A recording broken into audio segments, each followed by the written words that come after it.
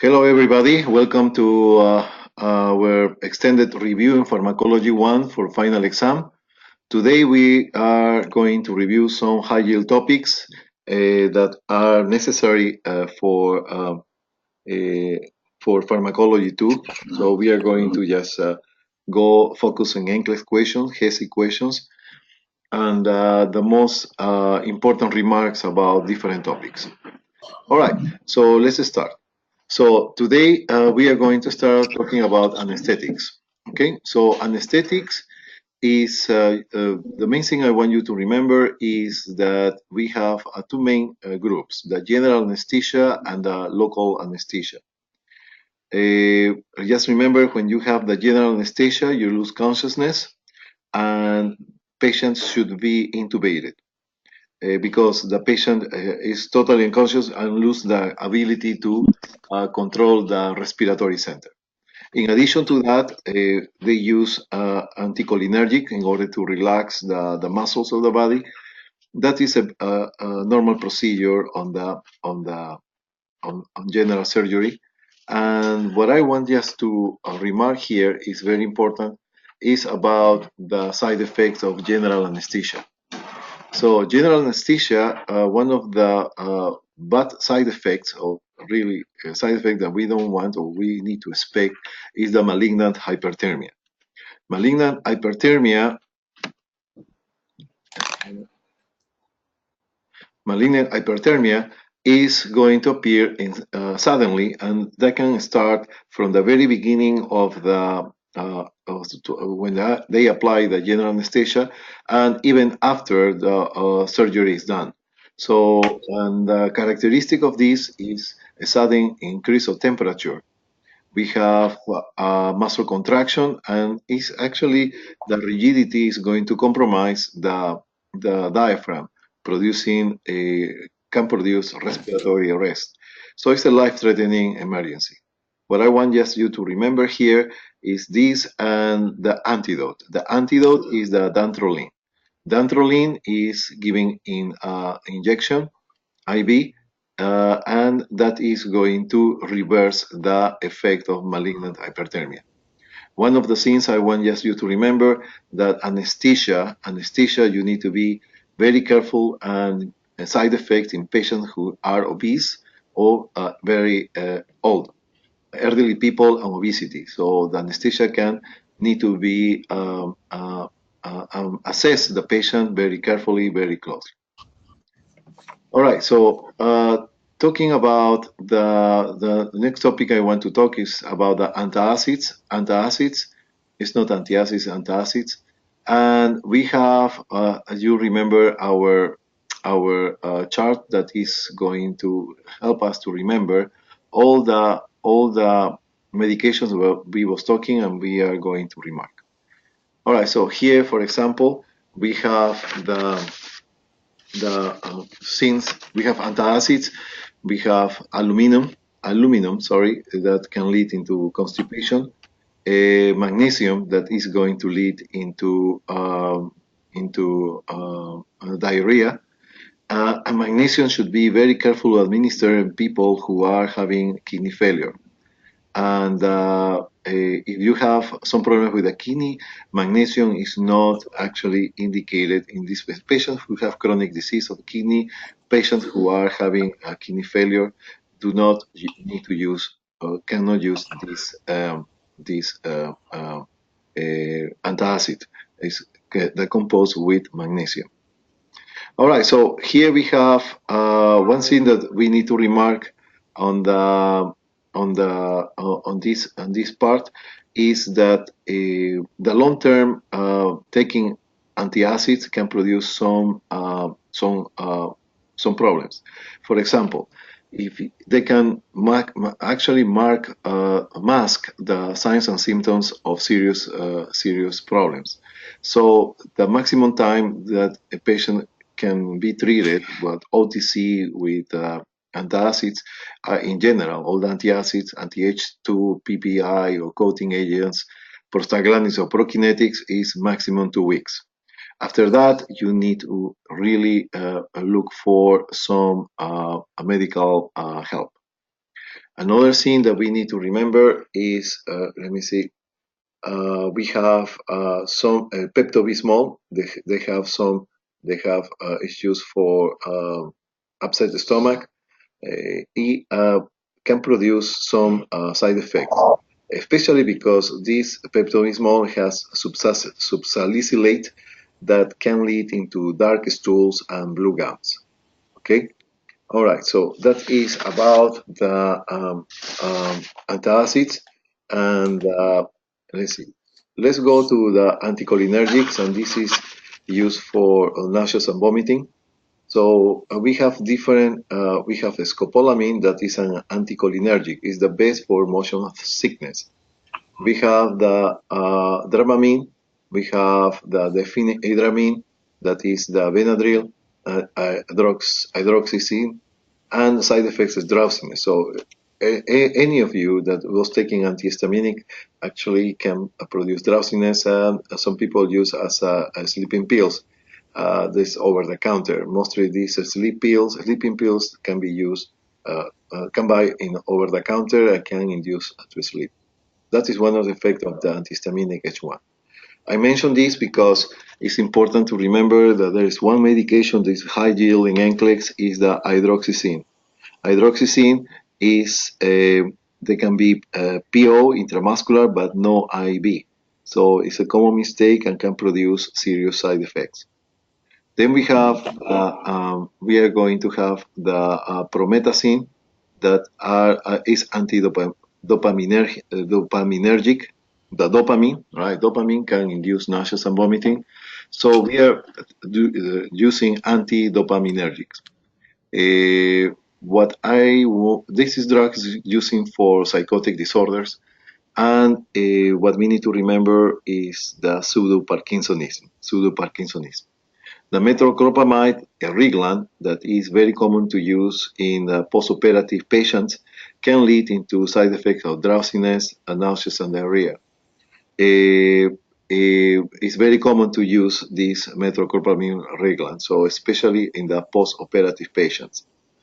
We have a prepitant, fosaprepitant, is actually used for nausea and vomiting, but side effects will be diarrhea and constipation.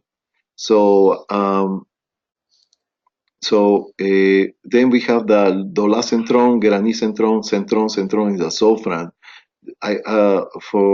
This is the most common from all these, especially better than metoclopramide for postoperative patients, especially after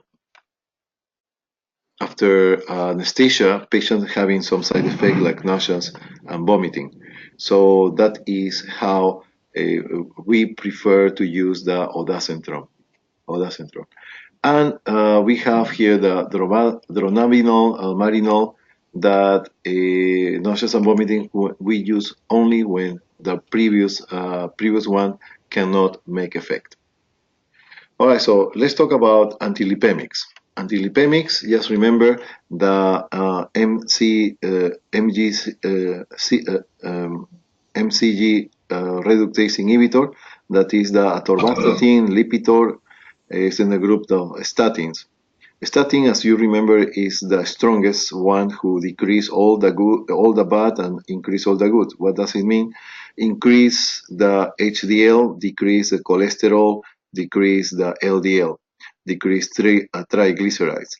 But very important to remember are the side effects like muscular pain can lead into serious destruction of the striate muscle that is called the rhabdomyolysis.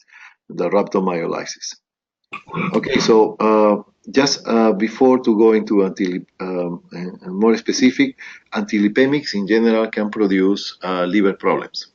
So be careful with patients who have liver dysfunction or liver failure, because they can actually produce more damage. What are the side effects we need to look for in case of liver disorders and people who's taking antilipemics are yellow discoloration of the skin, because the liver cannot metabolize the bilirubin and the bilirubin starts to increase. and can reach the skin, producing yellowish discoloration.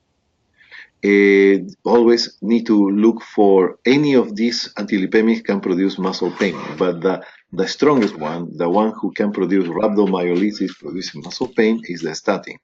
Of course, you as a nursing consideration, you are going to educate the patient first of all to have at the beginning when the patient is coming with high cholesterol, we are trying to educate the patient to change diet.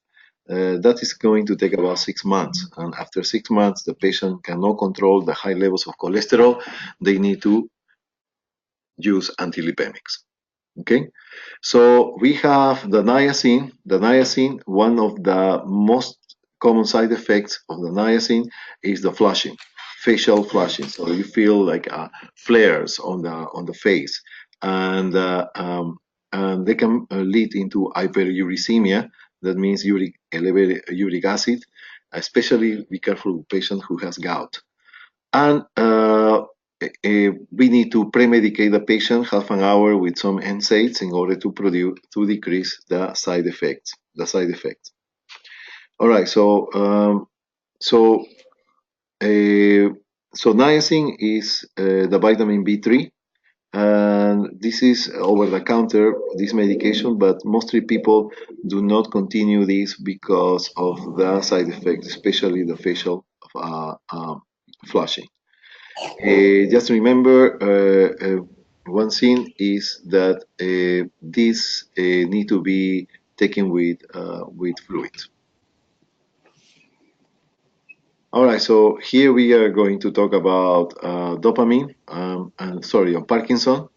And talking about Parkinson, we already remember this chart where you can follow the steps that we need to follow in order to have effects on the patient. So that means that, for example, we start first with MAO inhibitors. These MAO inhibitors is selegiline, very common, is used to protect the central nervous system. So, Parkinson cannot be cured, but we can delay the side effect or the progression of the disease. So you start with MAO inhibitors, then you start with dopamine. If dopamine do not make effect, you are going to the levodopa, and if that is not going to work, levodopa and dopamine, they are going to add the entacapone.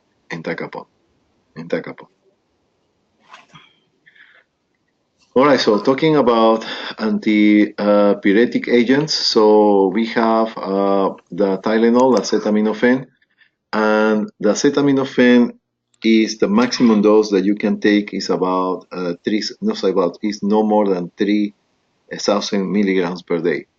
3,000 milligrams per day. So one thing that you need to be careful here is that Tylenol, when you overdose, can produce liver damage. So people who having a liver disease, liver problems, is acetaminophen need to be controlled and assessed very close to the patient. Another thing that I want you to remember is the acetaminophen is the antidote is the acetylcysteine. Acetylcysteine is very bitter, so they need to be given with some other fluids that are sweeter because they can produce rejection of. It's very, very bitter, very intense. Okay, so antivirals. Talking about antivirals, we have that these antivirals. We have one is the acyclovir. The acyclovir we have in tablets and we have in creams, right? So one of the side effects of the acyclovir is going to be the burning when it is applied topically in the patient. Okay, so acyclovir. One of the main medication for HIV is the sidobudin. Sidobudin, what can do is the bone marrow suppression. So we need to check the CBC, the complete blood count, and to to know what is the levels of white cells. Another thing that is very important as a nursing consideration is the adherence to the patient. The adherence to the medication is important because the retrovirus, the HIV virus, can actually produce mutations. It's about 10% of people are having start to have some resistance to this medication. All right, so talking about diuretics is we are going to talk. It's very important to know a lot. There's a lot of information about diuretics. One of the things is we have the thiazides that are actually the most mild medication and is used as a first line for hypertension. They can produce hyperglycemia. They have, we was talking about sulfur allergies. So if you have sulfas, that is an antibiotic, and are allergic to those, thiazides contain sulfur too. So it can be having allergy to that. So as you know, thiazides can produce hypokalemia, and hyponatremia. Potassium sparing, we have the spironolactone. You already know the name, the triamterene, the amiloride, and the spironolactone. Those are going to have potassium sparing, so they can produce hyperkalemia and hyponatremia. Talking about the loop diuretics, we have one is in common for all the diuretics are hypotension. So all what you need to remember too is about the patient safety because they can produce orthostatic hypotension. All right, so be careful with potassium supplements. So who are receiving potassium supplements? Especially the thiazides, especially the loop diuretics, then the thiazides. Just remember that always need to be careful with potassium supplements when you are taking potassium sparing diuretics. So it's better it's indicated it's contraindicated to take potassium supplements when you are taking potassium sparing diuretics. Okay. So another thing is that between thiazides and loop diuretics, you're going to lose potassium and you're going to lose sodium. So these are, especially the loop diuretics, when somebody is having digoxin, this digoxin can actually reach toxic levels very fast, as we explained in class, because they compete with the potassium receptors.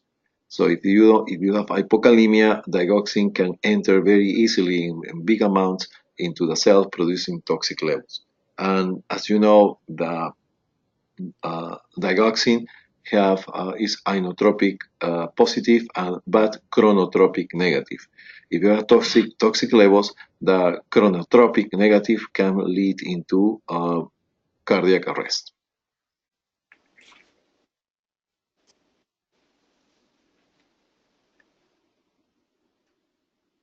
Okay, so talking about immunomodulating drugs, so what we need to remember is about the interferon, the MAP monoclonal antibodies, the interleukins, and the DMARDs. So very simple here. All of them are going to have in common that they have cold signs and symptoms of as a cold, simple cold. And interferon is going to produce like flu-like symptoms, right? We need to premedicate with acetaminophen.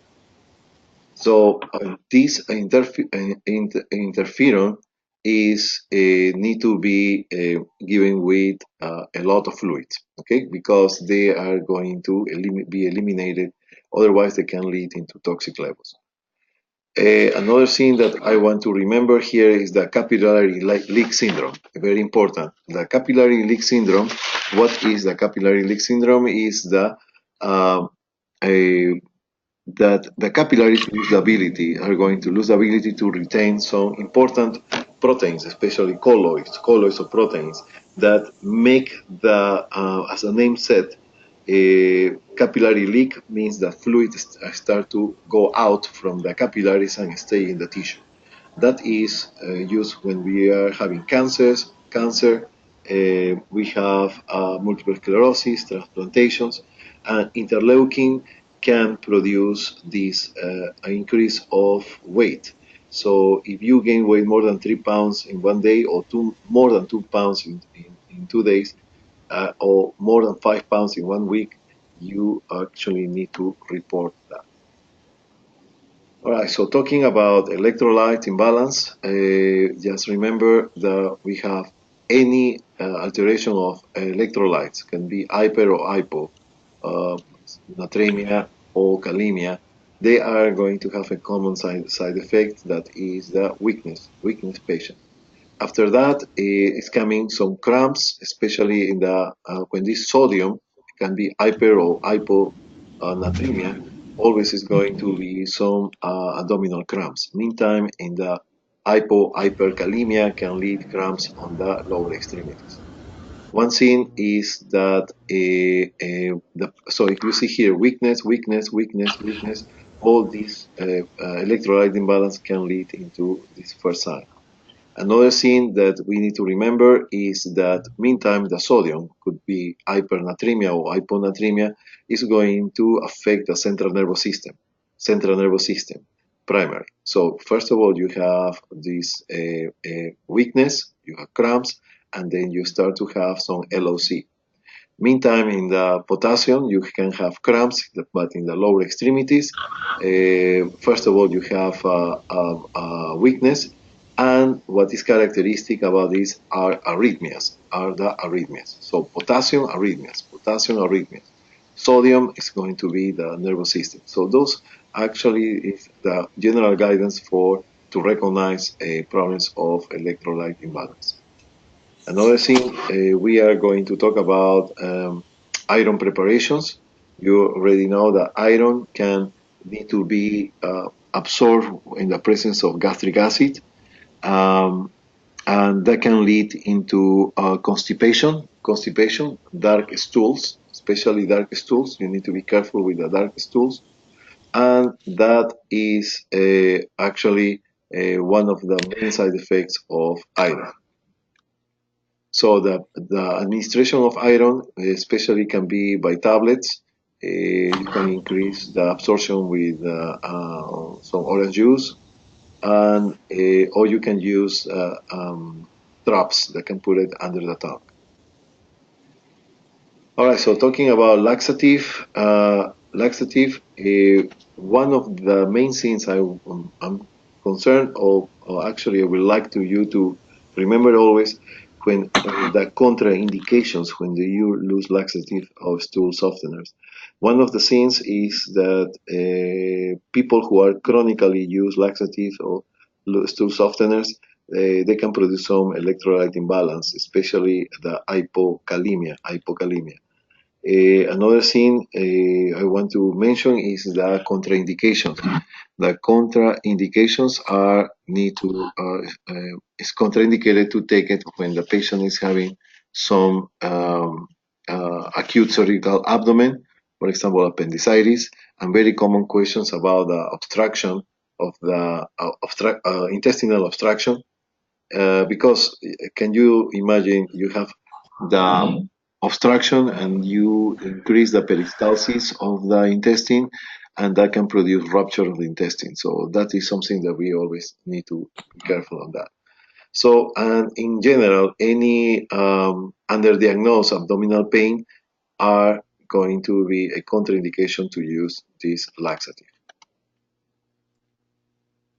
All right, so talking about NSAIDs, you already know what are it's a subjective, it's a symptom, and we try to measure with phases, right, from 1 to 10.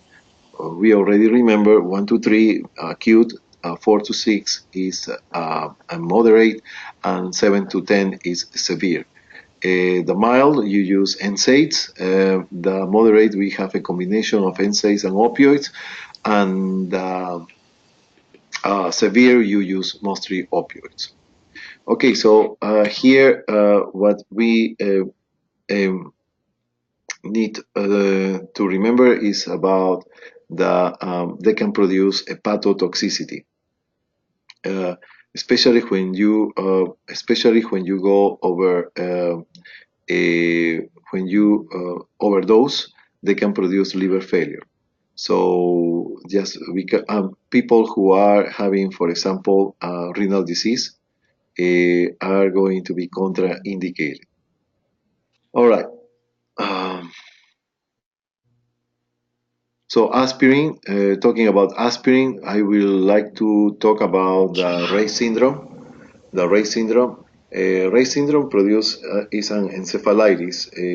So any kid that is 16 or 18, less than 16, 18 years old, and they have some viral infection, if they take aspirin, they can lead into Rey syndrome. And there is no antidote for this, and it definitely can produce coma and death of the patient. So we talk about acetaminophen. This is Tylenol. Is not classified as NSAIDs. It is very important to remember, and the maximum is 3,000 milligrams. And contraindicating a patient who has hepatotoxicity, the antidote it will be the acetylcysteine. Acetylcysteine. I want you to remember, in addition, the classification of pain, acute and chronic, 3 months, more than 3 months, the type of pain, the neuropathic, uh, the visceral, and the somatic. So you need to understand what are the difference between them in order to categorize the type of pain. Remember, in addition, when you are having a pain, you need to make the patient have at least no more than 5 in the scale during the day, and no more than 3 during the night, that allow the patient to sleep at least 3 hours. Fewer are using for menstrual cramps. They can be used for migraine, and this is have an anti-inflammatory properties. Okay, so here we have dependency, for example, alcohol, alcoholism. So there is few things that we need to remember about the alcoholism.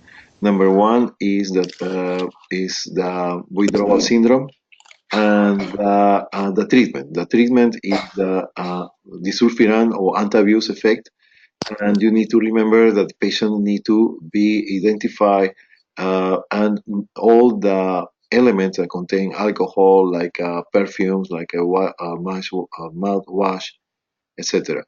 And when you have some amount of alcohol and taking the sulfiram, it's going to produce a very intense nausea and vomiting.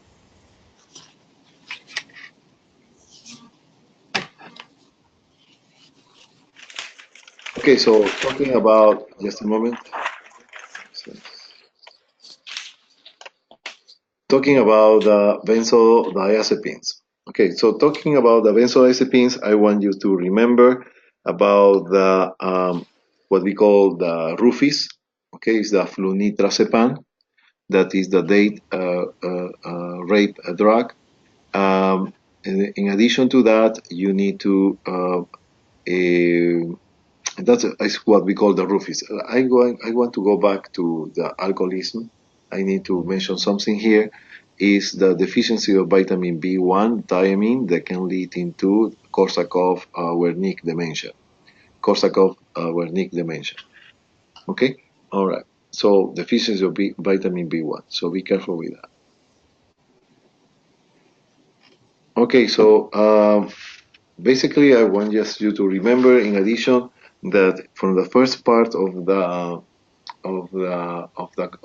course before the midterm, I want you to remember your ADPI, your nursing process, how recommendations, how to evaluate medications, how soon we can evaluate patients after taking some medication according to the route. Okay, so PO, you can actually check the patient or assessment of the medication. the effectiveness of the medication after 30 minutes. I want you to remember, in addition, what is the first pass effect, and which routes are going to be implicated in this first pass effect. Review, please, your schedule of the drugs, schedule 1, 2, 3, 4, 5, and 1, 2, 3, 4, sorry, and that is about the exam of the topics I would like to consider in the final. All right, so I think in general, most of the review are going to be in the previous webinar. So I think I prepared this review just as an extended review from the previous webinar. So I will open the microphones. I'm going to close the recording, and you can actually ask me questions. Just a moment.